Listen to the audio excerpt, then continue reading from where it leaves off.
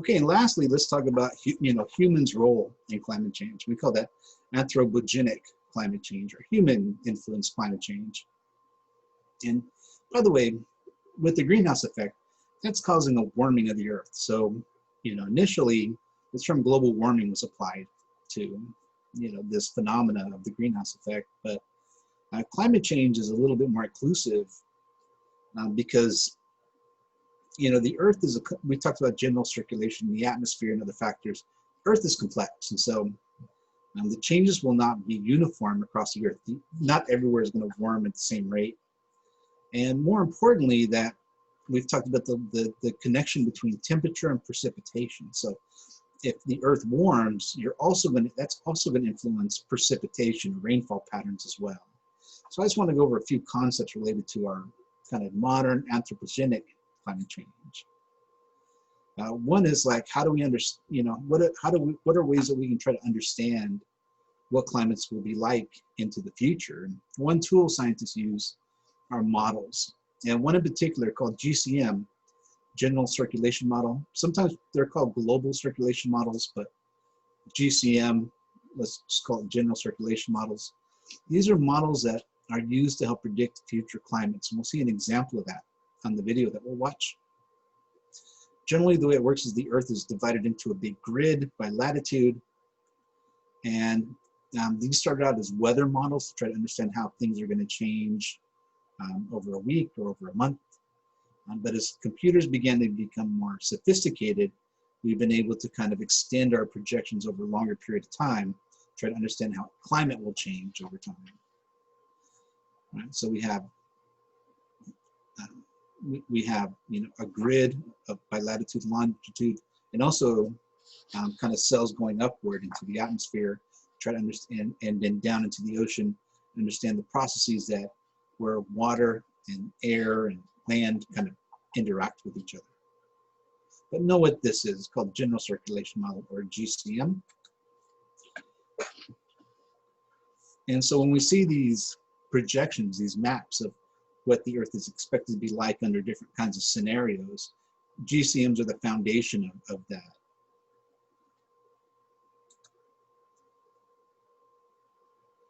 So what they're doing is it's explained well in the video, but they're using kind of what we know, these calculations of, how the sun interacts with the land, how winds interact between different, as winds go into one cell, they have to be balanced by winds going out of a cell. One thing, I won't just ask that because you can't answer it right now, but it's harder to predict precipitation in the future than temperature. When we talk about humidity and other topics, one thing you might recall is that temperature was a little bit easier, it's kind of more straightforward, but humidity, like how we get rainfall, is a little bit more complicated because it's linked to temperature, but it's a more of a complex thing. So while we have a good idea, we can better model what temperatures will be like in the future. What's harder to model is what precipitation will be like in the future. I've seen models of here in California where different models have different outcomes because it's just much harder to predict.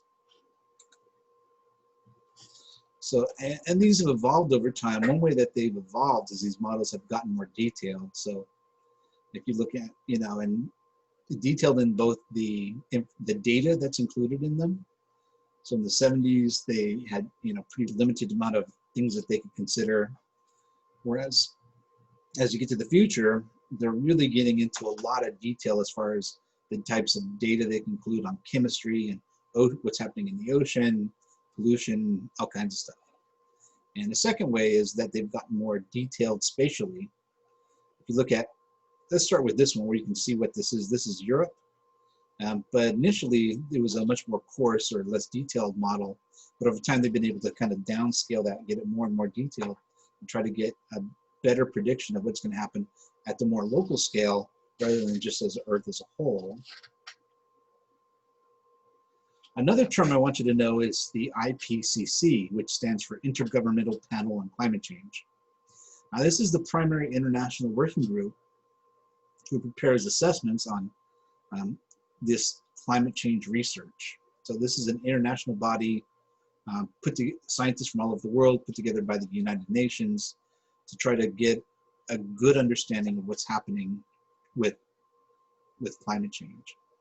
So they put out these big reports, and the reports are really meant for like world leaders and people who run countries, to give them an understanding. They have both very detailed reports and also very summarized versions for policymakers. But I want you to know who this group is, the IPCC. One thing they do is try to think through and understand scenarios for the future. Like, are we going to, you know, what are the possible range of things that can happen? Maybe we don't change anything at all. Maybe we stop using carbon dioxide, maybe something in between. And those types of scenarios are what kind of get fed into these models, because scientists who model things in the future, one thing they don't really know offhand is how humans are going to react to climate change. And so what the IPCC does is help to try to define some of these maybe different circumstances of the future, so that modelers can try to come up with different outcomes based on these different scenarios.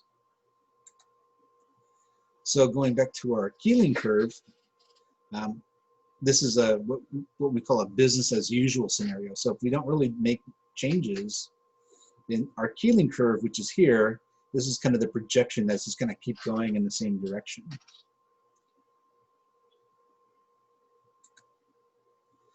If we were to stop polluting, you know, no more, we just like hit the brakes, no more polluting of carbon dioxide.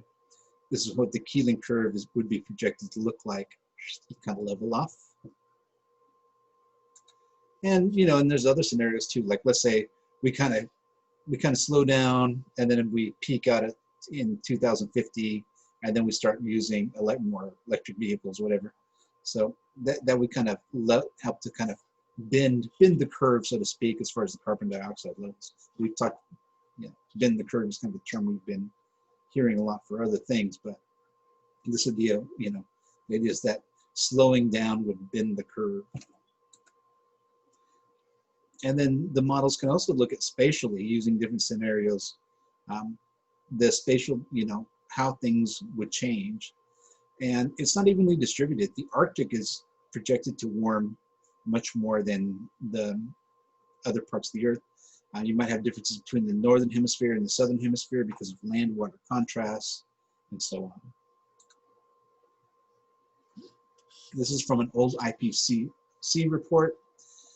And what it's showing is, so one way that they test these models is that they run the models backwards in time, right? So they run it in the past. And they can run it with human influence and without human influence. So let's just say global here, right? So the blue is only using natural forcings, meaning those Milankovitch cycles, volcanoes, the stuff that's not, you know, humans adding carbon dioxide. And then the purple here includes human influence, like emitting of carbon dioxide levels. And then the black line is what actually happened. So we run the model, we try to model in the past, then we look at what actually happened, and what actually happened seems to fit better with human influence than without human influence. So, you know, you might hear discussion like, oh, we don't know that humans are changing the climate because of natural reasons. Like, you know, you got to understand the scientists take that into consideration, right? It's not like they're unaware of that. So what they have to do is not just, you know, guess. What they do is they test with or without human influence and see what better fits reality. And that's how people, scientists, come to understand the role of humans in actual climate change.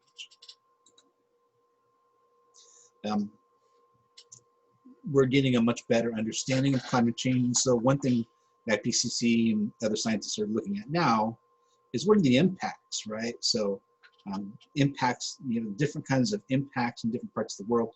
One that I'll highlight is wildfire. And that's one that we see in the news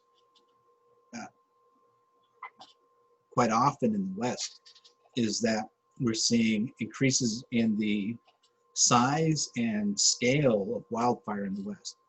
We're seeing increases in the intensity of hurricanes, the number of hurricanes. Now, climate change does not make hurricanes, but what it can do is make them worse.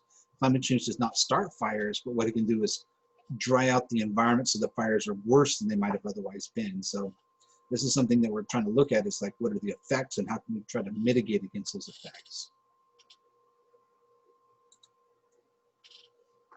And lastly, one thing about a warming anthropogenic climate change is that where we can see the difference is in ice as well.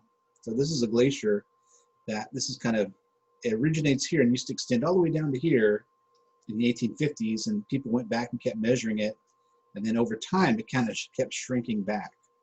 Maybe it's a little hard to see here, but this next one, in other places what people have done is found photographs of glaciers a long time ago and went back and looked at the glacier today, and this is a longer glacier in the 1911, and it's kind of shrunken back in 2005. Now this is one location, but what scientists have done is compare notes and look at, are glaciers retreating or growing in different parts of the world? So where it's red, blue, it's growing; where it's red, it's shrinking.